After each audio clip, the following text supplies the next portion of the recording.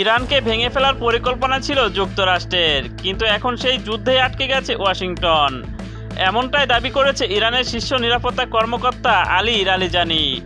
মধ্যপ্রাচ্যে চলমান উত্তেজনার মধ্যে আলী রালিজানি বলেছেন, যুক্তরাষ্ট্র ও তাদের মিত্ররা ভেবেছিল সামরিক চাপ ও হামলার মাধ্যমে ইরানকে দুর্বল করা যাবে।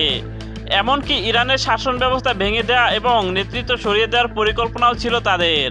তবে তার দাবি, বাস্তবে এই পরিকল্পনা সফল হয়নি, বরং হামলা ও চাপের মুখে ইরানের জনগণ আরও ঐক্যবদ্ধ হয়েছে এবং সেনাবাহিনী শক্তভাবে প্রতিরোধ চালিয়ে যাচ্ছে।